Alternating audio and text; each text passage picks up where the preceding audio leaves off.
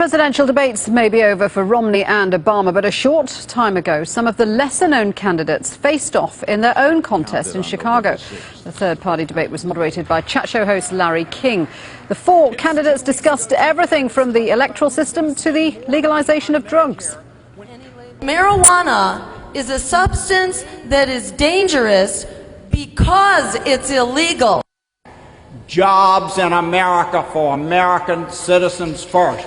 I am the only candidate that has advocated a near-complete moratorium on green card foreign worker admissions into this country. Just two people from the same political party, and that means no choice for the voters.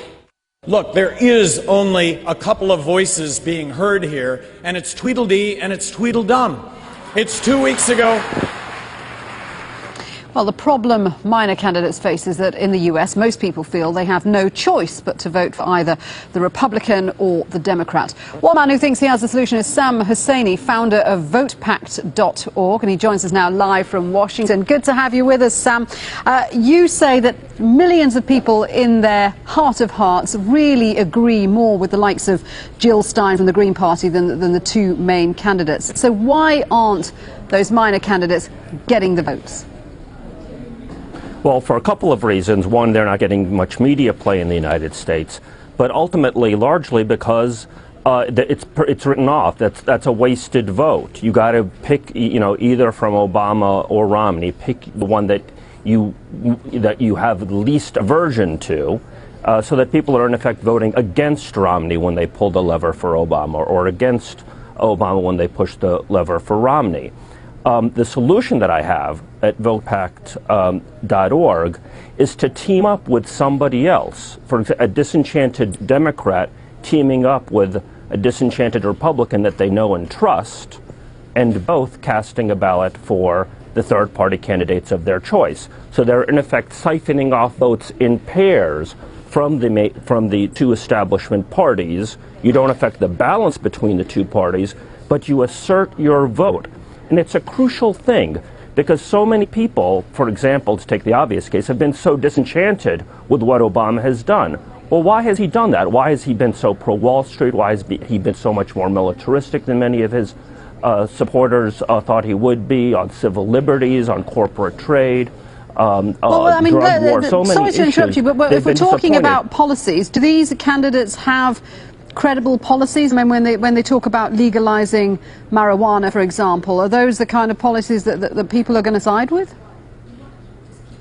Oh, I think that's a marginal one, but a substantial one. It's got substantial support, and the drug war has cost a lot of things in the United States. Not so much marijuana, but incarceration rates are through the roof in the United States. So these are substantial issues, but I think the bigger issues, and the ones where most of these candidates, whether they're coming from the left or right, whether they're conscientious conservatives or principled progressives, Wall Street, Federal Reserve, militarism, civil liberties, corporate trade deals. This is half of the substantial issues of the political spectrum, where you have these third-party candidates, often with majority backing of the American public, and the two establishment parties on the other side, or the elites of the two. But your solution of these minor candidates pairing up with disenchanted Republicans or Democrats, I mean, at the end of the day, it comes down to money and what kind of financial backing any of these candidates is going to have. I mean, that's one thing that they did talk about, doing away with PACs and super PACs. So why have an election? So why have an election if it's going to come down to money? Why don't we just let them slap the cuffs on us to begin with? No, it doesn't come to elections. People have choices. And it's hard. There are certainly a lot of hindrances. There's media coverage. There's certainly money. There's nonstop ads. There's all kinds of political gimmickry and ballot access provisions and the phony debate process and so on. But ultimately, people have a choice. And a big part of what's hindering people from voting what they really believe in and instead voting their fears is that they don't want to help the other candidate. Do people feel they have a choice, though? Because, I mean, for example, the third-party debate that just took place, and, so some of the issues that they raised were really interesting, but there won't have been a lot of publicity over that debate, will it? To my knowledge, none of the major US networks carried that debate. No, but you have social media, you have C-SPAN, you have bits and pieces that you try to piece together something. What I'm advocating here is a very grassroots approach that could spread simply by word of mouth. And I'm kind of, frankly, I mean, I shared some of your disenchantment with some of what happened at the debate. I didn't find it as inspirational as I had hoped it would be.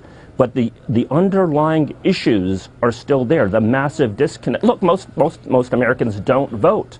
They've checked out of the process altogether.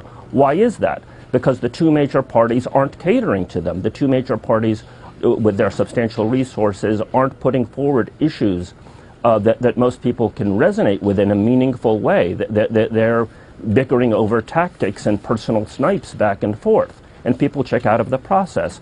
I'm saying by putting together a viable process, a viable strategy to get around these barriers, and the biggest barrier of all is you're throwing your vote away because you got to vote for the lesser evil.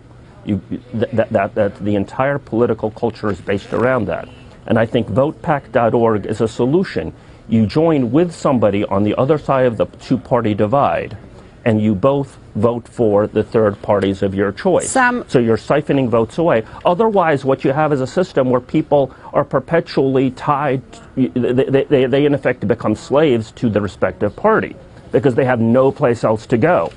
Right? It's suck it Sam, up we're going to have to leave it there, but evil. It was great to get your thoughts there, and I think you raised some interesting points. Thank you very much indeed for speaking with us. That's Sam Husseini in Washington, D.C.